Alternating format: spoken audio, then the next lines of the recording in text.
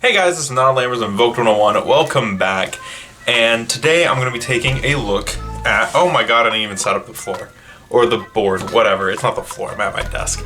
I'm going to be taking a look at Skull Servants. This is a deck that I really like, and they got a brand new card, that being White Baking. He's brand new for the deck, straight out of Blazing Vortex. And you can see Mio, she's over here again. There we go, poke, poke. She's going to be hanging out in the background. I'm going to be binging through a few of these, so if I'm wearing the same outfit throughout the next few videos, because I'm going to start trying to sit down and film a bunch of them in a bunch of different profiles in one sitting, so. You're bad at this. I am. Thank you for reminding me that I'm bad at this. Anyways, before we get into it, down below, if you feel like checking out the description, there is a link to our Discord. If you want to join that, we have tournaments every so often, or at least we're trying to. And then there's also that subscribe button. You should totally click that. With that said, I'm going to set the extra deck off to the side, and we are going to get right into the main deck monsters. Once again, I'm using a bit of a weird setup, so I'm going to try and get them in frame, but I can't really see this screen over here. So, starting us off, of course, is 3 of the brand new card. What? Triple White Baking. So if you don't know what this card does, his effect is this card's name becomes Skull Servant while in the graveyard, not on the field. I believe that's an effect shared by most of the white cards. A lot of them become Skull Servant in grave. And it says if level 3 or lower zombie monster you control would be destroyed by battle or card effect, you can discard this card instead. If this card is sent to the graveyard, you can add 2 monsters from your with different names from your deck to your hand except White Baking that are either Skull Servant or specifically list Skull Servant in their text. Then discard 1 card. You can only use this effect of White Baking once per turn. So what's really cool with this guy, what you can do with him is you can normal summon him, link him away for Link Karibo, Relinquished Anima, any Link 1 that requires a level 1, or even Almirage, you can link him away for that because he has less than 1,000.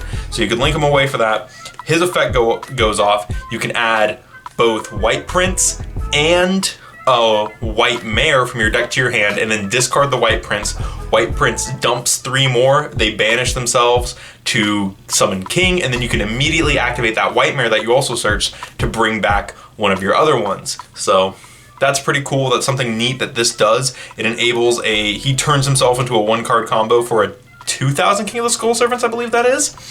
Which is really cool, because he'll be in the graveyard, you'll get to send the White Prince, you'll send 2 more, banish 3, and then 3,000, because it'll be him, the one you put back with White Mare, and White Mare himself. So he's a 1-card combo for a 3,000 King of the Skull Servants, which is impressive. Alongside White Baking, we also play the standard Skull Servant lineup, including 3 of the vanilla. You have to play this to resolve a bunch of effects, but on top of that, he is part of the win con, that being King, so he works out perfect. Speaking of Kings, I have triple speed dual Kings. I'm fancy. Yeah, King of the Skull Servant's really cool. Gains 1,000 attack. His original attack is 1,000 times the amount of Skull Servants and Kings of the Skull Servant in your graveyard. And if he's destroyed by battle, you can banish the King of the Skull Servant or Skull Servant to special summon this card, which is really useless, because no one is running this over by battle. They're always popping it. But yeah, really cool that we have the super rare Kings. I wish I had Hollow Skull Servants, but those just don't exist. Or they do exist, I just don't have them. Next up we have Lady in White, which gives protection to all your level 3 and lower zombies, which is really cool. And then she, of course, is also treated as Skull Servant in the graveyard. Next up we have the card I just talked about, which is White Prince. This is a really good Skull Servant monster. He's still one of the best ones. I rarity bumped mine recently to the gold ones. His effect is if he's sent to the graveyard, you get to send 1 Lady in White and 1 Skull Servant from your deck to the graveyard, from your hand or deck to the graveyard, and then you can banish him and 2 Skull Servants from your graveyard to special summon 1 King from the deck. So really good card there. Then we have 3 of the only light monster in the deck. She's the only non-dark Skull Servant monster, White Princess, but she is one of the best cards. She's a hand trap for the deck. You can discard her. Monsters lose 300 times their level and rank. And then on top of that, she becomes Skull Servant in the graveyard, like all of them do. And then if she's normal or special summoned, you can send one white prince from your deck straight to the graveyard. And that is not a once per turn. Normal or special summon, so if you're able to get her on the field multiple times, you can just keep dumping white princes. I've had games where I've summoned one white princess 3 times and sent all 3 white princes. It's pretty cool. But anyways, yeah, she's really good. Next up is another card I talked about, triple white Mare. If you are a Skull Servant player and you don't have these, there's no excuse at this point. It is no longer locked to Star Strike Blast being like a $8 common, whatever he was. He was ridiculously expensive, but yeah, I think I paid somewhere in like the $22 for my playset, something like that for the common ones. But yeah, I've already bumped them to the ultras from is this Dual Overload? Yeah. So no reason not to have these anymore. White Mare is insane. So he becomes Skull Servant in the graveyard as well, and he has 2 really good effects, and both of them require you to discard him from the hand. The first one is target a banished Skull Servant or White Mare, return it to the graveyard. And his other effect is target a banished Lady in White or King, special summon it. So he's really cool for that. You can either bring back the Lady to get the to get the protection effect, or you can bring back a Skull Servant to your graveyard to get extra attack points on a King. So he works really well with both White Prince and White Baking. And it really makes him one of the most important cards in the deck now, White Baking does. But yeah, that's it for the Skull Servant monsters. And just for information, most of these are level 3 or 1 zombies. So I believe all the girls are level 3 except for White Baking. Nope, White Baking is a level 1. So all the girls are level 3, all the boys are level 1. Kind of a theme in the deck. But yeah. So that's it for the Skull Servant guys.